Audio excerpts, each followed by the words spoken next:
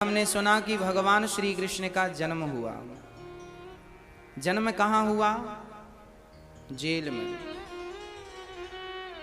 भगवान श्री कृष्ण से वसुदेव जी ने कहा कि भगवान कृष्ण ने कहा, पिताश्री हमें जल्दी से गोकुल छोड़कर आइए। अच्छा, गोकुल क्या करोगे? आप कुछ दिन तो हमारे पास रहो।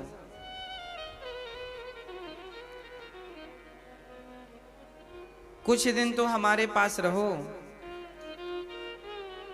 कन्हैया ने कहा, मैं रुक नहीं सकता, क्योंकि वहां मेरे ब्रजवासी, मेरी गोपियां, मेरी मां इंतजार कर रही हैं।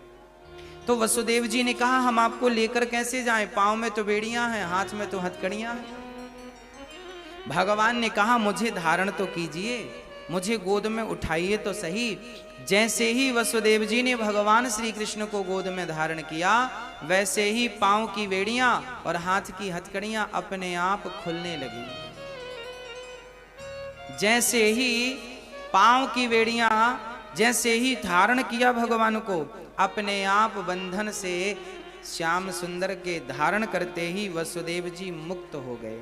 कहने का अर्थ क्या है? कहने का आशय यह है कि जब हम परमात्मा को धारण करते हैं अपने हृदय में, तो संसार के बंधन से भगवान हमें मुक्त कर देते हैं। किसी पर कोई बंधन नहीं होता यदि प्राणी भगवान को लेकर चले तो। हाँ, अच्छा, बंधन कब तक है? जब तक हम भगवान से विमुख हैं। भगवान के सम्मुख हो जाएं, सन्मुख होहि जीव मोहि जबहि, जन्म कोटि अघ नासहि तबहि। हाँ, जब व्यक्ति भगवान के सन्मुख खड़ा होता है तो भगवान उसे संसार के बंधन से मुक्त कर देते हैं। हमारे लिए भी बंधन तब तक है जब तक कि हम भगवान के सन्मुख नहीं हैं। इसलिए हमें भगवान के सम्मुख होना चाहिए। अच्छा, आप भगवान की तरफ मुंह किए हैं कि पीठ किए हैं, आपको पता है? अभी आपने भगवान की तरफ मुंह कर रखा है कि पीठ? हाँ? ऐसे पता नहीं चलेगा। अभी तो ठाकुर जी सामने बैठे और आपने मुंह, अभी तो ठीक चल रहा है कि आपने मुंह कर रखा है। अब हम बता रहे हैं कि कैसे माना जाए कि आपका मुंह भगवान की तरफ है। इसको बहुत गहराई से समझने की जरूरत है। कैसे समझेंगे?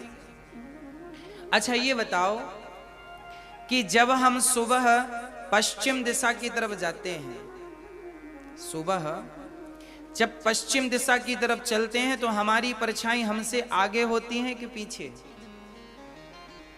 हाँ, आगे होती है। जब पश्चिम दिशा की तरफ आप चलेंगे सुबह, तो आपकी परछाई बिल्कुल आपके सामने होंगी। आप चलेंगे, परछाई आगे आगे चलेंगी। क्यों? क्योंकि आपने सूर्य भगवान की तरफ पीठ कर रखी है। भाई, सूर्य की तरफ पीठ करेंगे तब तो पश्चिम दिशा की तरफ मुंह होगा। तो आप पश्चिम दिशा की तरफ जा रहे हैं सुबह, तो सामने परछाई है। अब क्या करना है आपको कि आप सूर्य की तरफ मुंह कर लीजिए। आप सूर्य भगवान की तरफ मुंह करके सूर्य भगवान की तरफ चलेंगे तो वही परछाई जो अभी आपके सामने थी वही आपके पीछे लग जाएगी। उसी तरह जब जीवात्मा परमात्मा को भूल जाता है तो वो संसार के सुखों की तरफ भागता है। तो वो जितना सुखों की तरफ भागता है, सुख उससे उतना ही दूर भागते हैं जितने की आपसे आपकी परछाई भागती है सुबह पश्चिम दिशा की तरफ चलने पर। परंतु जब आप भगवान की तरफ पीठ होगी, जब परिवार की तरफ भागोगे तो भगवान की तरफ पीठ होगी, जब प्रतिष्ठा मान बड़ाई की तरफ भागोगे तो भगवान की तरफ पीठ होगी। इसलिए कहता हूं, इनके पीछे मत भागो, आप तो बिहारी जी की तरफ भागने लग जाओ। ये सब आपके पीछे भागने लग जाएंगे। अभी आप इनके पीछे भाग रहे हैं। आप एक काम करिए, केवल टर्न हो जाइए, अपना मुंह घुमाइए और संसार के विषयों की तरफ ना भागकर बिहारी जी की तरफ भागिए, भगवान की तरफ भागिए। जब हम सब भगवान की तरफ भागेंगे तो संसार का सुख हमारी तरफ भागेगा। अभी हम सब परेशान हैं। आप भारत में 135 करोड़ लोग रहते हैं। आप सबसे पूछ लीजिए कौन सुखी है। 135 करोड़ में एक बंदा ये नहीं कह सकता कि मैं पूर्ण रूप से सुखी हूं। चाहे वो रिक्शा चलाने वाला हो, चाहे वो करोड़पति, अरबपति और खरबपति क्यों ना हो, सब अपने अपने दुखों से दुखी जरूर हैं। और सबके दुख का एक ही कारण है, क्या? भगवान से विमुखता। यदि हमने भगवान से विमुखता की, अर्थात भगवान से विमुख हो गए, तो दुख तो आने ही है। ये लिखा है भगवान के सुंदरकांड में। गोस्वामी जी एक चौपाई लिख रहे हैं, जानत हूं अस स्वामी बिसारी, फिर ही ते काहे न हो ही दुखारी। अरे भगवान को भूल जाओगे तो दुख नहीं मिलेगा। तो आप में से कौन कौन सुख चाहता है? हाथ उठाओ, हाथ उठाओ। सब चाहते हैं। हम सभी चाहते हैं कि हमें सुख मिले। सुख कहां मिलेगा? तुम भागते रहो जमाने में पैसे की तरफ, परिवार की तरफ, सुख मिलने वाला नहीं है। भगवान की तरफ भागो, भगवान की तरफ बढ़ो। जब भगवान की तरफ कदम बढ़ाएंगे तो संसार का सुख अपने आप आपके पीछे लग जाएगा। फिर आप तो उस सुख से परे हो जाएंगे, ऊपर निकल जाएंगे। इसलिए हर प्राणी को, हर व्यक्ति को यदि सुख चाहिए तो उसे भगवान की तरफ चलना चाहिए, भगवान की तरफ मुंह करना चाहिए। अब आप बताओ कि आपका मुंह किसकी तरफ है? भगवान की तरफ है कि संसार की तरफ है? बोलो। अभी तो आप कह रहे थे भगवान की तरफ मुंह है। अब बताओ मुंह किसकी तरफ है?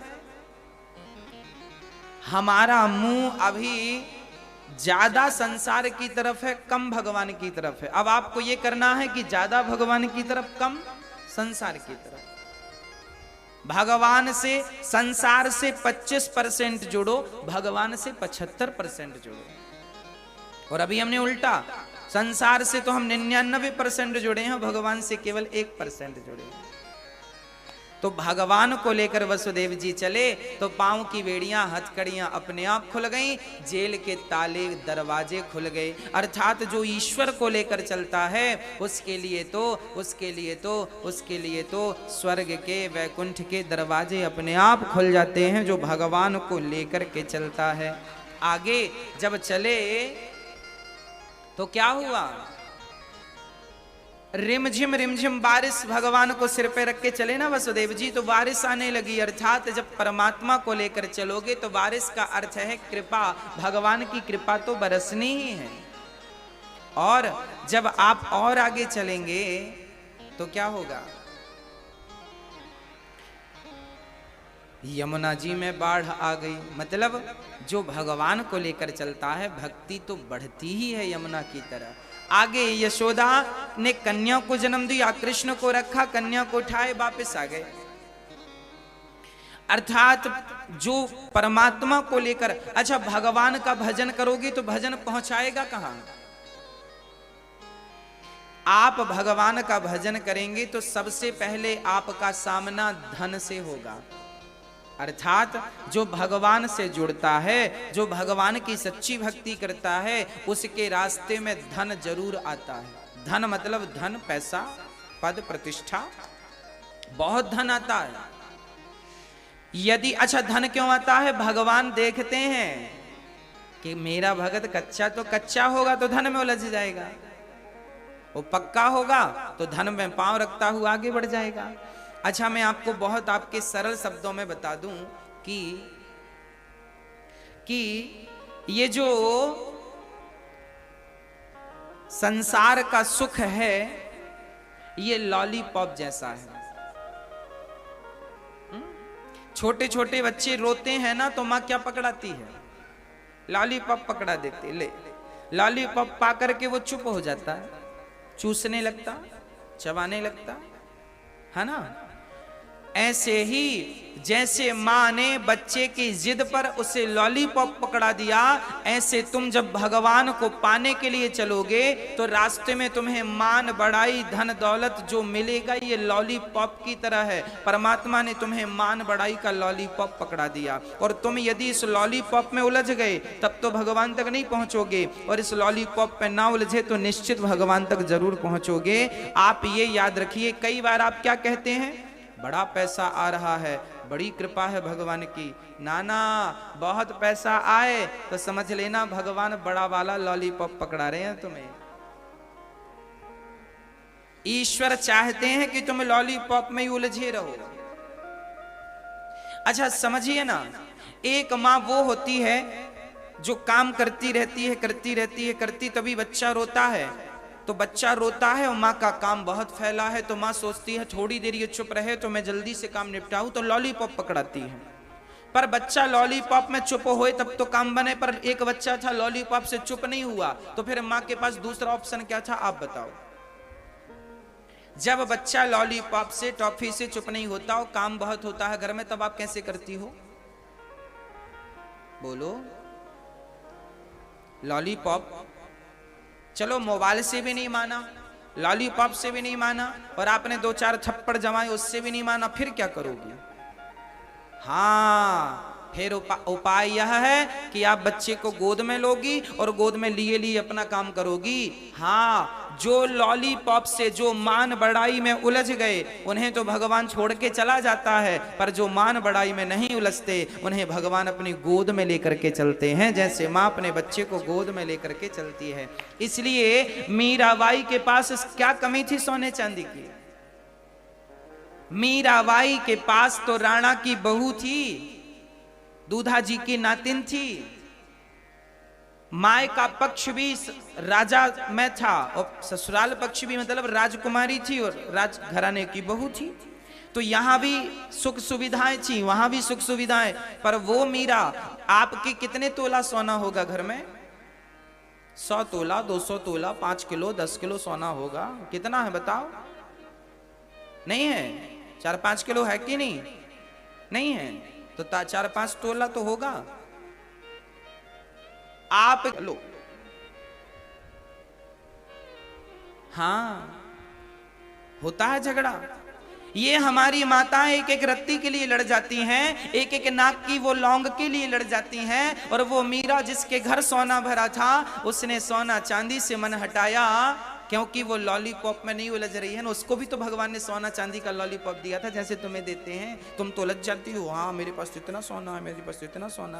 पर मीराबाई ने सारा सोना सारी संपत्ति त्याग दी, पाँव में घुंघरू बांधती है और कपड़े केसरिया पहनती है और गली गली गोविंद गोपाल गाती है। ऐसी लागी लगन मीरा हो गई मगन, वो तो गली गली हरि गुण गाने लगी। महलों में पली बन के जोगन चली, मीरा रानी दीवानी कहाने लगी। हाँ वो मीरा पाँव में घुंघरू बांधती है। अच्छा किसी ने कहा मीरा तुझे भक्ति करना है तो अपने कमरे में कर, अपने घर में कर, ये जमाने में काहे घूम रही है। तब मीरा ने कहा कि यदि मैं घर में भक्ति करूंगी, घर में नाम जपूंगी तो अकेले मेरा उद्धार होगा, पर मैं गली गली भगवान का नाम गाऊंगी तो इन गली वालों का भी उद्धार हो जाएगा। मैं तो चाहती हूं सबका कल्याण हो। भगवान का नाम जो जपेगा सबका कल्याण होगा, सबका कल्याण होगा। इसलिए सबका कल्याण हो, इसलिए वो पांव में घुंघरू बांध के नाचती थी। और आपसे मेरी प्रार्थना है, मीरा ने कहा था पायो जी मैंने राम रतन धन पायो। उनके पास कौन सा धन था, राम नाम का धन था, धन था मीरा के। अच्छा आप लोगों के पास धन है, सोने का धन है, चांदी का धन है, गड्डियों का धन है, पर मीरा के पास राम नाम का धन था। अब आप ही बताओ कौन सा धन काम आने वाला है, कौन सा धन। ये तुम्हारे पैसे कौड़ी सब धरे रह जाएंगे कि नहीं। कई बार तो एक मैया मेरे पास आई, गुरुजी बैंक में 1 करोड़ रुपया जमा है मेरे पति का, पति चले गए, उन्होंने नॉमिनी में हमारा नाम लिखना भूल गए, अब बैंक दे नहीं रही है, 1 करोड़ रुपया। और नॉमिनी जानते हैं ना, नाम पे आप अपना बैंक का पैसा किसे देना चाहते हैं, लिखना पड़ता है बैंक में, पत्नी को, बच्चों को, उसका नाम लिखना पड़ता है। नॉमिनी लिखना भूल गया, अब वो बेचारी घूम रही है। तो कागज के नोट किसी के काम आने वाले नहीं। तुम्हारी असली संपत्ति है राम नाम का धन। तुम्हारे जो गले के हार वार हैं, ये पांव के माताएं जो पहनती हैं इतना मोटा मोटा चांदी का, ये बहुएं सब बांट लेंगी। पर जो तुम्हारी संपत्ति है ना राम नाम की, वो बहुएं बांटने वाली नहीं है, वो पड़ोसी बांटने वाले नहीं है, उसे कोई पड़ा रहे तो चुराने वाला भी नहीं है। इसलिए मैं आपसे कहता हूं कि 10-20 करोड़ पैसा कमाना तो 1-2 लाख राम नाम का धन भी कमा लेना, क्योंकि ये बहुत काम आने वाला है। पैसों में ही ना उलझे रहना, राम नाम का धन ही आपका कल्याण करेगा। अब तो कृष्ण पहुंचे गोकुल और वहां योग माया। मैं क्या समझा रहा था कि जब आप भगवान को लेकर चलेंगे तो पहला पड़ाव कहां से मिले, किसके सामने आपका पाला पड़ेगा? धन के सामने। धन में उलझ गए तो फिर उलझ ही गए, फिर सुलझना बड़ा मुश्किल है। हाँ, अच्छा, हमारे भगवान के, हमें भगवान क्यों नहीं मिलते, इसका कारण जानती हो मेरी माँ? इसका कारण यह है, एक राजा था, वो रोज मंदिर जाता था, जंगल में मंदिर बनवा रखा था एकांत में, वहां जाता था, भगवान का ध्यान करता था, बहुत प्रेम से ध्यान करता था। एक दिन भगवान उस राजा की भक्ति से प्रसन्न भये, राजन वरदान मांगो, तुम क्या चाहते हो, क्या चाहते हो, वरदान मांगो, कहो। तब कहा राजा ने कहा कि हे प्रभु, यदि मुझे वरदान देना चाहते हो तो मुझे यही वरदान दो कि मेरी सारी प्रजा को आपका दर्शन हो जाए, मेरी जितनी प्रजा है सब आपका दर्शन कर ले, ताकि सबका कल्याण हो जाए। मुझे तो आपका दर्शन चाहिए, सबको दर्शन दो। भगवान बोले तपस्या आपने की है तो दर्शन भी आपको ही मिलेगा, सबको थोड़ी मिलेगा। राजा ने कहा ना ना, सबको दर्शन देना है, मैं तो आपसे प्रार्थना करता हूं। भगवान ने भक्त की जिद मान ली, चलो भाई कल सुबह 10 बजे सबको ले आना, मैं सबको दर्शन यहीं पर दूंगा। अब राजा बड़ी प्रसन्नता से गए, गांव में डिंडोरा पिटवाया। डिंडोरा जानते हैं ना, गांव में डिंडोरा पिटवाया, सुनो कल 10 बजे भगवान मिलेंगे, चलो। कौन चलेगा? सब फ्री में भगवान मिले तो कौन नहीं जाए। सारे बच्चों से लेके बूढ़े तक चल पड़े। सवेरे हुआ, स्नान ध्यान किया, सारे लोग कीर्तन करते हुए चले, श्री कृष्ण गोविंद हरे मुरारी, हे नाथ नारायण वासुदेव। चल पड़े। चलते चलते चलते चलते जैसे गांव वाले गांव से निकलकर जंगल में प्रवेश, क्योंकि मंदिर जंगल के भीतर था, जैसे जंगल में पहुंचे, हुआ क्या कि वहां पर बहुत सारे पैसे पड़े थे, अर्थात पैसों का ढेर लगा था।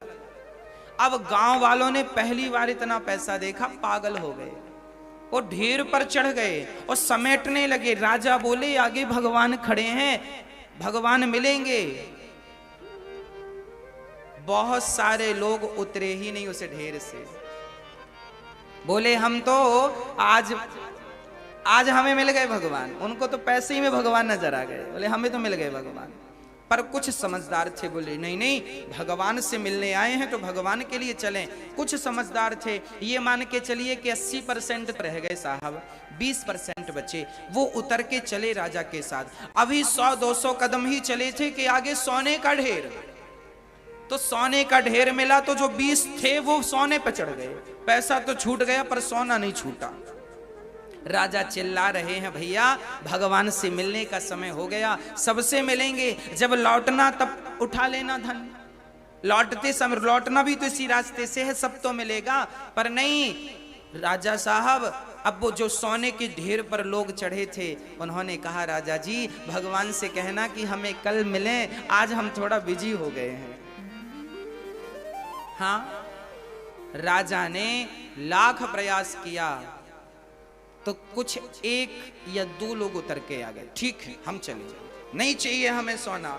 जैसे ही आगे चले तो आगे 100-200 कदम रखा तो हीरों का ढेर, बड़े बेश कीमती हीरा, करोड़ों रुपए का एक हीरा, इतना कीमती, और इतने बड़े बड़े हीरे। अब ये लोग जो 2 लोग थे ये उस पर चढ़ गए। अब तो राजा लगा परेशान होके मनाने, भैया चलो मान जाओ, भगवान है।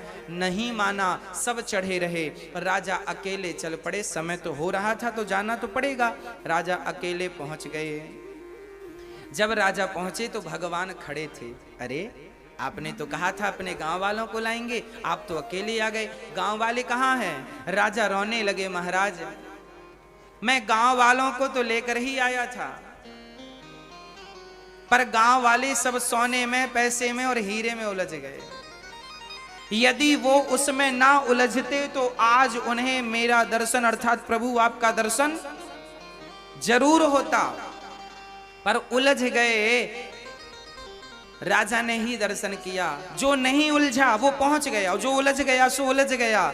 बस मेरी माँ, ये छोटी सी कथा है, ये हमारे लिए है। वो लोग जो सोने में, पैसे में, हीरे में जो उलझे थे, वो लोग और कोई नहीं है, हम ही वो लोग हैं। जरा आप बताओ ना, क्या हम पैसों में, सोना में, हीरे में नहीं उलझे? बताओ अपनी आत्मा से पूछ के, अपने भीतर से पूछ के, क्या हम नहीं उलझे? हाँ, यदि हम ना उलझते पैसों में, हम ना उलझते अपनी मान बढ़ाई पद प्रतिष्ठा में, तो क्या हमें भगवान का दर्शन ना होता? जो नहीं उलझे उन्होंने तो पाया है ना, पा लिया। हम नहीं पाए, क्यों? क्योंकि उलझ गए ना। तो मेरी माँ, भगवान के मिलने में देर नहीं है, हमारे सुलझने में देर है। हम उलझे हैं, हम सुलझ जाएं तो भगवान तो हमें मिलेंगे ही मिलेंगे, उन्हें मिलने से कोई रोक नहीं सकता। हाँ, आपने नाम सुना होगा कर्माबाई का, सुना कि नहीं? सुना है? क्या नाम था उसका? कर्माबाई। कर्माबाई थी जाट की छोरी। एक जाट जी थे। घटना है राजस्थान की। जाट की एक बेटी थी और वो जाट की बेटी, उनके जो पिताजी थे जाट जी, बड़ा भजन करते थे भगवान का, बड़ा प्रेम था भगवान के श्री चरणों में। उन्हें भोग लगाना, उन्हें स्नान कराना, उनकी पूजा करना, उनका चिंतन करना, उनका भजन करना, सारी चीजें वो बड़े प्रेम से किया करते थे। एक पल के लिए भी भगवान को विसारते नहीं थे जाट जी। अचानक जाट जी को कहीं जाना पड़ा, उनके काम से उन्हें जाना पड़ा। तो घर में अकेली उनकी बेटी बची। तो पिताजी ने कहा, बेटी मैं जा रहा हूं, 4 दिन में लौटूंगा, तुम एक काम करना, हमारे जो ठाकुर जी हैं इनकी पूजा किया करना। जाट जी ने समझाया पूजा कैसे करना है। सुनो, पहले स्नान कराना, फिर उन्हें कपड़े पहनाना, फिर उन्हें भोग जरूर लगाना, और सुनो, उन्हें खिलाकर ही खाना। ये जाट जी ने कहा, उन्हें खिलाकर ही खाना। ठीक है। जाट की बेटी पिता की बात समझ गई कि खिलाकर ही खाना है। पिताजी चले गए। अब शाम भई तो वो भगवान को अपनी तरह सुलाती है, जैसे स्वयं सोती, तकिया लगाकर भगवान को सुलाती है। सवेरा हुआ तो सबसे पहले नहाती है छोरी। अभी उसकी उम्र ज्यादा से ज्यादा 7-8 साल की रही होगी। नहाती है, अच्छा नहाती है, कपड़े पहनती है और जाकर भगवान के सामने बैठ जाती है। भगवान को स्नान कराती है, भगवान को कपड़े पहनाती है और जल्दी से भगवान के लिए, अच्छा छोटी सी थी, उससे कुछ बनता तो था नहीं कि वो 56 भोग बना सके, तो आज खीचड़ो बना के ले आई। अब खीचड़ा लेकर आई और ऊपर से घी डाल दिया उसने देसी, और भगवान से कहने लगी, हे भगवान खाओ, हे भगवान खाओ। भगवान, पिताजी ने कहा था खिलाकर ही खाना, तो उसे ये पता नहीं था कि भगवान कैसे खाते हैं। उसे तो ये लगा जैसे हम खाते हैं वैसे भगवान खाते होंगे। देखो, भक्ति सच्ची होनी चाहिए। भक्त जो होता है ना, भोला होता है। भक्त चतुर नहीं होता। जिसके भीतर चतुराई आई, भगवान उसके भीतर से निकल जाते हैं। और जिसके भीतर सरलता और सहजता आ गई, भगवान उसके घर में अपना स्थान बना लेते हैं। अच्छा, आपकी कॉलोनी में कोई चतुर लोग रहें, कोई बहुत होशियार लोग रहें, तो आपको पसंद नहीं होगा इनके बीच में रहना। अरे बड़ा होशियार है, बड़ा परेशान। होशियार लोग बड़ा परेशान करते हैं अपनी होशियारी से। और कुछ लोग होते हैं भोले, सरल, सहज। आप किनके बीच में रहना चाहेंगे? अच्छा ही बताओ। आप ही सरल लोगों के बीच में रहना पसंद करेंगे कि होशियार लोगों के? चतुर, चतुर कहते हैं ना, चतुर, बड़ा चतुर है। आप किसके बीच में रहना पसंद करेंगे, चतुर या सरल? यदि आप सरल लोगों को पसंद करते हैं तो याद रखना, भगवान भी सरल भक्तों को पसंद करते हैं, उन्हें चतुर भक्त बिल्कुल पसंद नहीं है। अब तो छोटी सी छोरी ठाकुर जी को बढ़िया से बिठाती है, खींचड़े का भोग लगाती है। तो इस पर भक्त गाते हैं, थालियो भूल गई सांवरियो, पढ़ दो फेर लगायो जी, धावलियो की ओट बैठ के, श्याम खींचड़ो खायो जी। हाँ भक्तों, जब उसका प्रेम भगवान ने देखा और इसने जिद क्या की कि यदि आप नहीं खाओगे तो मैं भी नहीं खाऊंगी, आप नहीं खाओगे तो मैं भी नहीं खाऊंगी। जब भक्त की ये जिद देखी तो भगवान प्रकट भय और भगवान उसके हाथ से खाने लगे। 4 दिन बाद जब बाबा आए, पिताजी जाट जी, छोरी से कहते, छोरी तेने भोग लगायो कि ना है? छोरी ने कहा, बाबा हमने तो इतनो खवाया भगवान को कि सारो वो ही खा जाए, हमारे लिए तो कुछ छोड़े ना है, सारो तुम्हारो भगवान ही खाए। अच्छा मजाक कर रही है? मजाक ना कर रही, देख रहे हो बाबा मैं कितनी दुबली है गई, 4 दिन में सारो तुम्हारो भगवान ही खा जाए। तो जाट जी बोले, अच्छा तू कैसे खिलाती है? तो चलो मैं कल खवा के दिखाती हूँ। दूसरे, चौथे, 5वें दिन जब बाबा जी आए, जाट जी उनके सामने बैठ गई लेकर के खिचड़ी और बोली, खाओ भगवान रोज की तरह। भगवान नहीं आए। तो भगवान से कहा, क्यों नहीं आ रहे हो? तब भगवान ने उसके कान में कहा, तू जितनी भोली है, तू जितनी सच्ची है, तेरे बाबा इतने सच्चे नहीं हैं, पहले उनसे बोल कि वो तेरी तरह सच्चे हो जाएं। जब छोरी ने ये कहा, सुनो बाबा, भगवान कह रहे हैं कि तुम इतने सच्चे नहीं हो जितनी सच्ची मैं हूं। जब ये बात सुना, जाट जी ने चरणों में गिर पड़े, प्रभु मैं सच्चा नहीं हो सकता, आप ही सच्चा बनाएंगे तो मैं सच्चा बन सकता हूं, मेरी कहां ताकत। मैं तो उस बछड़े की तरह हूं, जो बछड़ा गाय से जन्म लेता है तो वो बछड़ा मलमूत्र, जब भी बछड़ा जन्म लेता है ना तो वो मलमूत्र में भीगा होता है। फिर गाय क्या करती है? गाय क्या करती है? उसे चाटती है, चाट चाट के उसे बिल्कुल निर्मल कर देती है। हाँ या ना?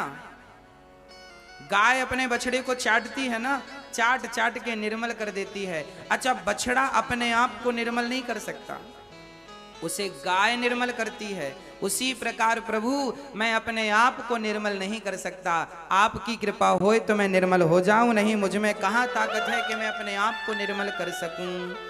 तब भगवान ने जाट जी की सरलता और सहजता पर भगवान रीझ गए और भगवान ने दोनों पिता पुत्री को दर्शन देकर दोनों को कृतार्थ किया। वही जाट की बेटी आखिरी समय जब बूढ़ी हो गई तो पैदल राजस्थान से जगन्नाथपुरी चली गई और वही जाट की बेटी जगन्नाथ मंदिर के पास एक घास की कुटिया बनाती है और रहने लगती है और भगवान को रोज खिचड़ी खवाती है। भगवान को, हाँ, कि भक्ति हो तो कर्मा जैसी, सांवरियो घर आवे गो, भक्ति भाव से पूर्ण होकर हरख हरख गुण गावे गो।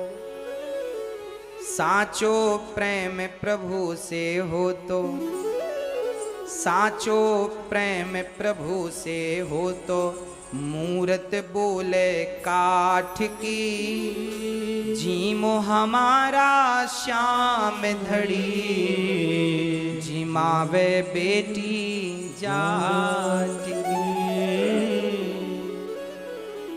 वो बेटी जाट की अब वो जगन्नाथपुरी में रहने लगी और नित्य रोज भगवान जगन्नाथ जी को बुलाती।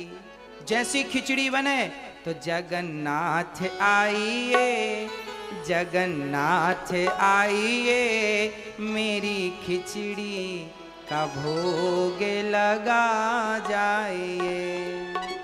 हे जगन्नाथ जी आइए, मेरी खिचड़ी का भोग लगाइए। जगन्नाथ जी आते और गोद में बैठकर खिचड़ी का भोग लगाते। नियम बन गया।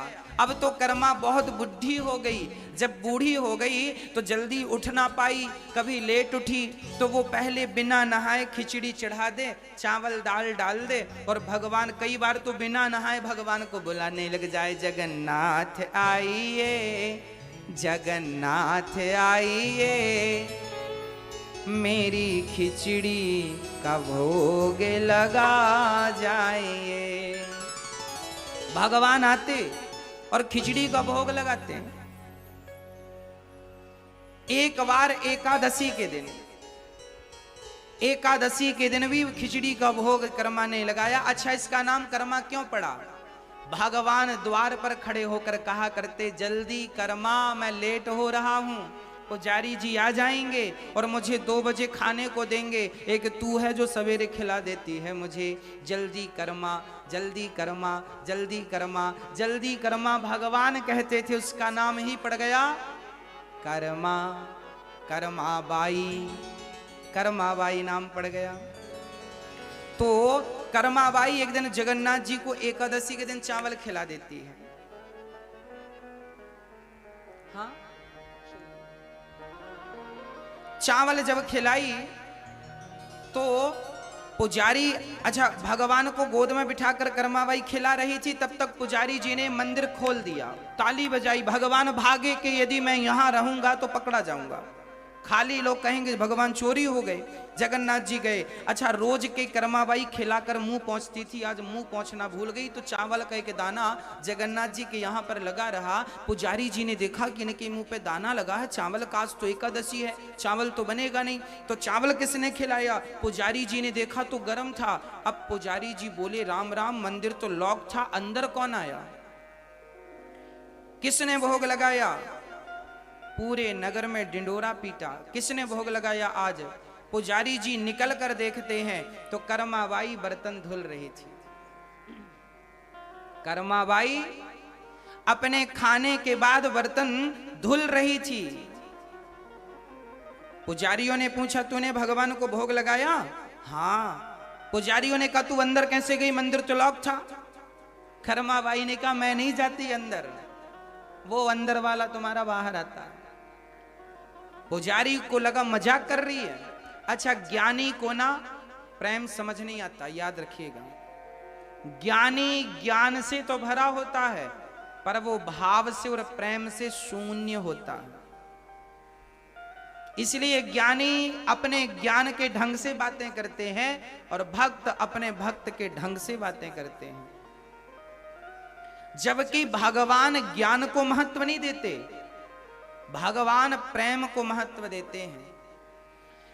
पुजारी तो आए और पुजारियों ने कहा कि ठीक है, तुम भगवान को भोग लगाती हो कैसे? बोले, भगवान आते हैं। पुजारियों ने कहा, मजाक कर रही हो, हमारे बाप दादे मर गए, उन्हें दर्शन नहीं दिया, हम भक्ति करते हैं, हमें दर्शन नहीं दिया, तुम्हें दर्शन दे देंगे? कर्माबाई बोली, पता नहीं आपको क्यों नहीं दर्शन दिए, हमें तो रोज गोद में बैठ के मिलते हैं। पुजारी जी बोले, कल आएंगे तेरे घर। सारे पंडे पुजारी छिप गए कर्मा के घर, कुटिया के पीछे। और सवेरे कर्माबाई फिर बनाती है, फिर बुलाती है। भगवान आए, गोद में बिठाई तो खा रही है, खा रहे हैं भगवान, कर्मा खिला रही है। तभी पुजारियों ने कहा ये खिचड़ी जा तो रही है पर कौन खा रहा है, दिखाई नहीं पड़ रहे हैं। तभी पुजारियों ने कहा कर्मा तू किसे खिचड़ी खिला रही है? कर्मा ने कहा तुम्हें दिखता नहीं, भगवान बैठे हैं मेरी गोद में। पुजारियों ने कहा हमें नहीं दिख रहा है। तब कर्मा ने जगन्नाथ जी से कहा क्यों, आप इन्हें नजर नहीं आ रहे हैं क्या?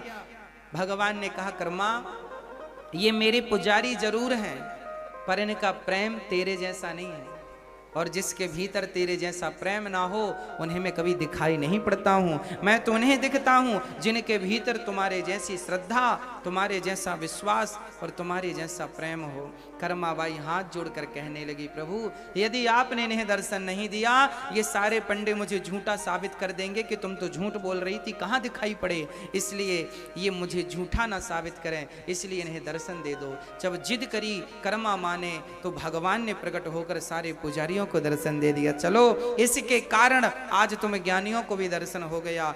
तब से लेकर आज तक, आज मतलब आज 2020, तब से लेकर आज तक रोज सुबह सबसे पहले कर्माबाई की खिचड़ी का ही जगन्नाथ जी को भोग लगता है। हाँ, जगन्नाथ जी को पहला भोग किसका लगता है? कर्मा की खिचड़ी का। तो जगन्नाथ भगवान का तो जाटों से कई सदियों पुराना संबंध है, कर्माबाई से संबंध है। आज भी जाट की छोरी की पहली खिचड़ी भगवान खाते हैं, आज भी खाते हैं, आज भी पहला भोग आपको ही लगता है।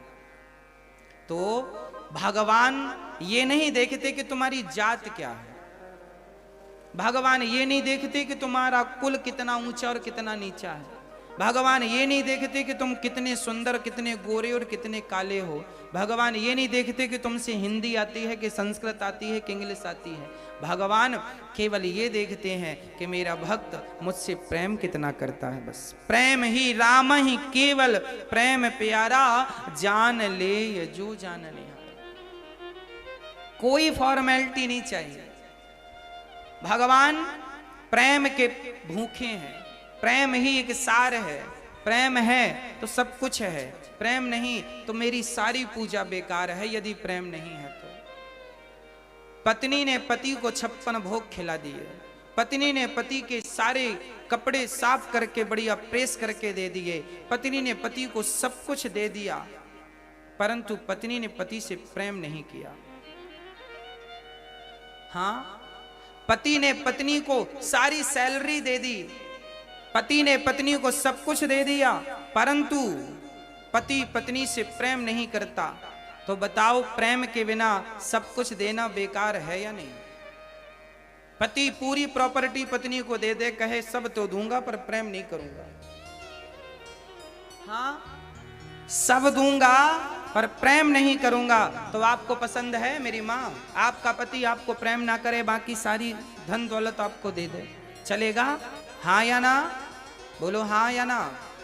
नहीं, हाँ। एक सच्ची पत्नी को, एक सच्ची पतिव्रता नारी को पति से धन की नहीं प्रेम की कामना होती है। उसी प्रकार भगवान को भक्त से धन की नहीं भक्त के प्रेम की कामना होती है। मेरा भक्त केवल प्रेम करे मुझसे, राम ही केवल प्रेम प्यारा,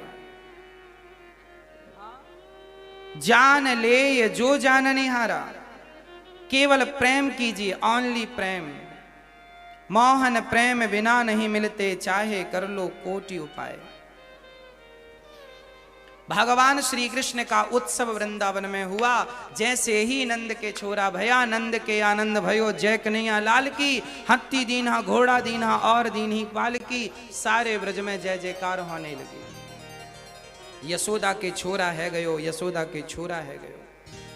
बुढ़ापे में रबड़ी सी रात में यशोदा ने लड़ुआ सुलाला जायो है। सारे ब्रज में जय जयकार होने लगी। अभी भगवान का दर्शन करने शंकर जी आ गए। सारे देवी देवता आ रहे थे ना भगवान का दर्शन करने, तो शंकर जी भी आए। शंकर जी पहुंचे, मैया ओ मैया मैं मोकू मोकू एक बार लाला को दर्शन कराए दे। मैया बोली बाबा मैं दर्शन ना कराए सकूं, तेरी शकल बड़ी डरावनी है। मैया ने दर्शन नहीं कराया, तब कन्हैया रोने लगे। जब रोए तो माँ यशोदा ने कहा मेरे लाला क्या है गया, का है गो। तब शंकर जी बोले मैया या को कछु ना है गो, या को भूत लग गए, या को भूत लग गए। अब मैया डरी, राम राम भूत मैं कहाँ उतरवावे जाऊं। शंकर जी बोले कहीं जाए की जरूरत ना है, मैं ही भूत भावन हूं, मैं आके भूत उतारूंगा। मैया बोली बाबा आपसे भूत उतारनो आए। शंकर जी बोले हम तो अच्छे अच्छों के उतार देते हैं, तुम्हारे छोरा के ना उतार देंगे, उतार देंगे।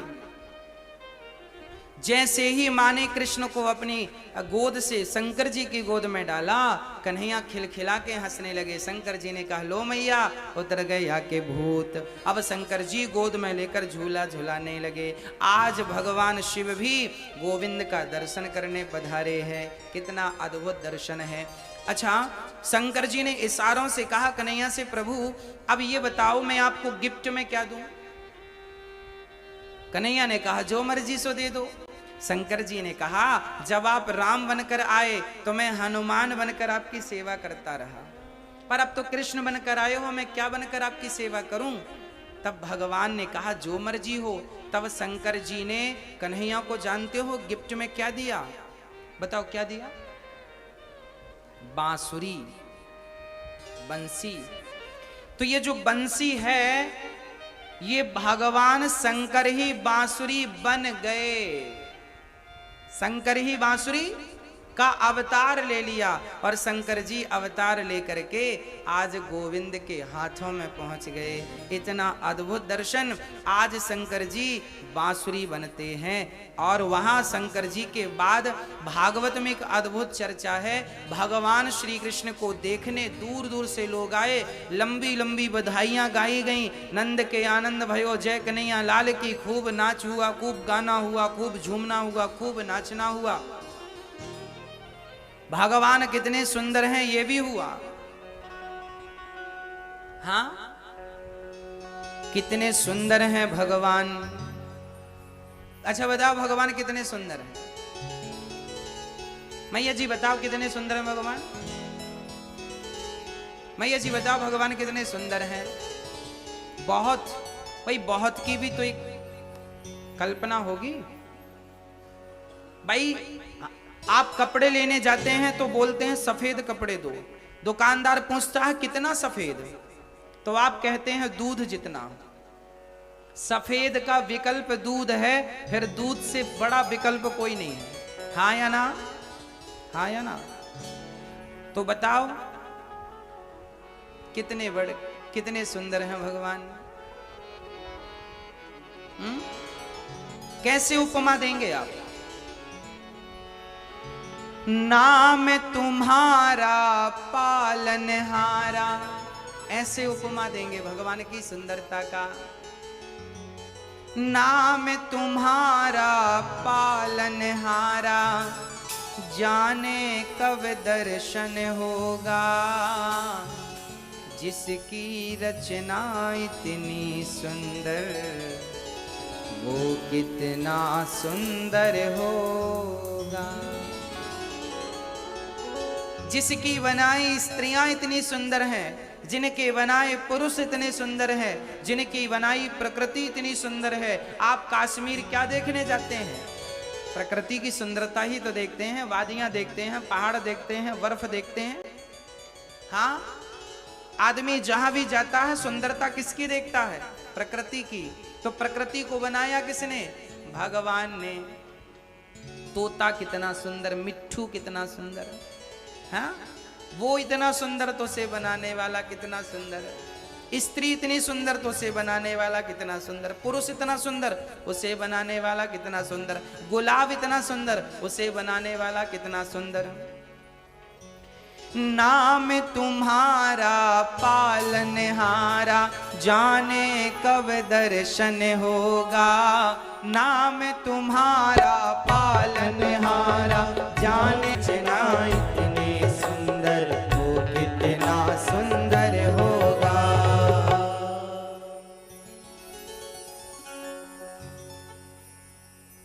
जिसकी रचना इतनी सुंदर, वो कितना सुंदर होगा।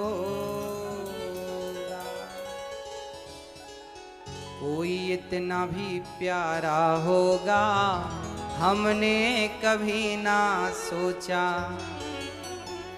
श्यामल श्यामल सुंदर सुंदर, श्यामल श्यामल सुंदर सुंदर, एक बांसुरी वाला देखा। कोई इतना भी प्यारा होगा हमने कभी ना सोचा। इतने सुंदर भगवान। सारे ब्रज में हल्ला, सारे ब्रजवासी झूम रहे हैं, नाच रहे हैं। बधाई हो, यशोदा ने बुढ़ापे में लाला को जन्म दियो, बधाई हो। अच्छा, भगवान अभी मात्र 6 दिन के थे, उत्सव चल रहा था, बधाइयों का सिलसिला चल रहा था। तभी पूतना मौसी कृष्ण को मारने आ गई। पूतना, ये पूतना कौन थी? पूतना लोक बालघनी राक्षसी रुधिरासना, जिघांसया पहरे स्तनम दत्वा सदगति। छोटे छोटे बच्चों को मार करके खा जाती है पूतना, रक्त पान करती है पूतना। कंस ने भेजा है, जाओ कृष्ण को मार के आओ, बालक को मार के आओ। चल पड़ी पूतना। पूतना सज धज कर आई है, बन ठन करके आई है, सुंदर बन के आई है। थी तो कुरूपणी पर स्वरूपवान बन के आई है। चल पड़ी मौसी। कन्हैया पालने में खेल रहे थे, तभी पूतना मौसी आई और लाला को अपने स्तनों में पूतना ने जहर भरा है, ताकि पिलाए। दूध की जगह जहर पिएगा तो बालक मर जाएगा। इस उद्देश्य से आई। अभी कन्हैया पालने में लेटे ही थे, माँ ने लिटाया था, वो अपने पांव का अंगूठा पी रहे थे। तभी मौसी जी आई और मौसी जी जैसी पहुंची, श्याम सुंदर ने पूतना को देखते ही अपने नेत्र बंद कर लिए। पूतना को देखते ही भगवान ने अपने नेत्रों को बंद कर लिए। अच्छा, भगवान ने पूतना को देखकर नेत्र क्यों बंद किए? आपको पता है इसका कारण? कारण यह है मेरी मां, पूतना सुंदर बनकर आई है, तन को सजा कर आई है, मन में तो कचरा भरा है। मानो भगवान ये कहते हैं कि जिसका तन सुंदर है पर मन सुंदर नहीं है, ऐसों को मैं देखना भी पसंद नहीं करता। इसलिए पूतना को देखकर भगवान ने नेत्र बंद कर लिए। तन को बहुत सजाया हमने, पर मन को नहीं सजाया, तो क्या तन की सुंदरता भगवान को रिझा सकेगी? आपको क्या लगता है, तन की सुंदरता भगवान को रिझाएगी या मन की सुंदरता रिझाएगी? हाँ, भगवान को पाने के लिए तन का सुंदर जरूरी नहीं है मेरी माँ। भगवान को पाने के लिए तन की सुंदरता नहीं, भगवान को पाने के लिए तो मन की सुंदरता चाहिए। हाँ, मन की सुंदरता, मन जिनका सुंदर सब सुंदर। इसलिए अच्छा, आपका पति तन का बहुत सुंदर हो पर मन का अच्छा ना हो, आपको पसंद आएगा? आपकी पत्नी तन की बहुत सुंदर हो पर मन की अच्छी ना हो, पसंद आएगी? मैया जी, शादी के पहले तो आप तन ही देखते हैं, पर शादी के बाद पता चलता है कि काम तन से नहीं, काम तो मन से चलता है। जिंदगी की गाड़ी तन से नहीं चलती, गृहस्थी की गाड़ी तो मन से चलती। तन तो चलेगा, काली भी होगी तो चलेगा, पर मन तो अच्छा हो। और गोरी है, बड़ी सुंदर है, पर मन की ठीक नहीं है तो क्या करोगे?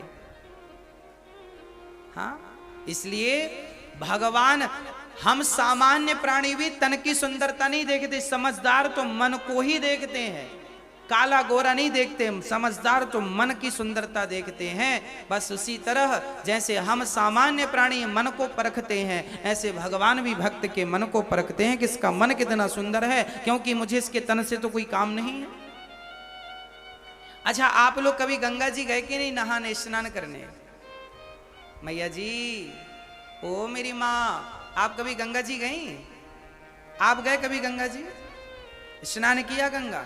आपने मैया जी स्नान किया? मैया जी आप गए गंगा जी? अच्छा, सब गए हैं गंगा जी। तो गंगा आप स्नान किए हैं मतलब, है ना? 1 बार 2 बार 4 बार 10 बार लोगों ने किए, खूब किए। अच्छा, अब की बार कभी आप गंगा जी जाना, जब भी मन लगे, साल भर बाद, 2 साल बाद, 4 साल बाद, जब आपका मन करे, जब भी आपका प्लान बने तो गंगा जी जाना। पर मेरी एक छोटी सी बात याद करके जाना। अब की बार आप कभी जब गंगा जी जाना तो साथ में एक शीशी अपने घर से लेना खाली, उसमें नाली का पानी भर लेना गंदा, और उसका ढक्कन बंद कर लेना और उसे अपने झोले में रख के गंगा जी लेकर जाना। जैसे ही आप गंगा जी जाओ तो वो नाली का पानी जो शीशी में भरा था उसे गंगा जी में डाल देना, और 2 दिन 4 दिन जितने दिन आपका मन हो रुकने का रुकना। 4 दिन बाद 10 दिन बाद आप फिर जब वापस आना तो वो नाली का पानी वापस अपने घर ले आना और फिर उसका ढक्कन खोल के सबको पिलाना, गंगा जल पियो, गंगा जल पियो। कोई पिएगा? पिएगा कोई? हाँ या ना? हाँ या ना? नहीं पिएगा। क्यों? क्योंकि महाराज जी नाली का पानी कोई पिएगा क्या? अच्छा ये बताओ, वो 4 दिन से 10 दिन से गंगा में डूबी रही, क्या शुद्ध नहीं भई? बोलो, शुद्ध नहीं भई क्या? नहीं भई। क्यों? क्योंकि गंगा जल ऊपर से तो गुजरता रहा, भीतर जैसा था वैसा ही रहा। अरे भाई, वही तो हम कह रहे हैं कि गंगा नहाने के पहले आप जैसे थे, गंगा नहाने के बाद वैसे ही रहे, तो गंगा नहाने का फायदा क्या हुआ? वो शीशी भी तो डूबी रही और तुम भी डूब के आ गए।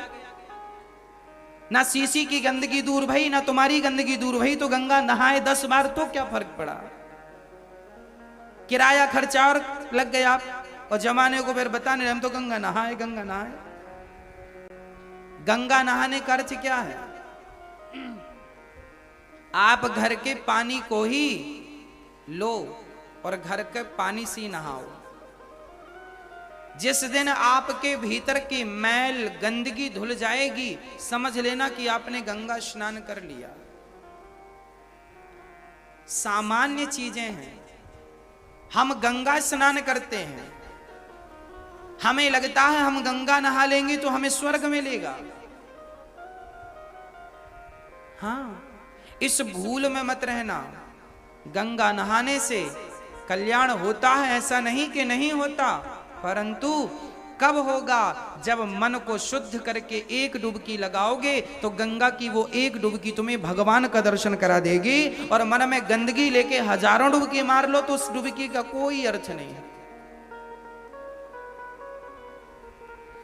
गंगा में जाकर बंदे तन की तू मैल धोता, गंगा में जाकर बंदे तन की तू मैल धोता, जो मन की मैल न धोई, जो मन की मैल न धोई, गंगा गया तो क्या हुआ?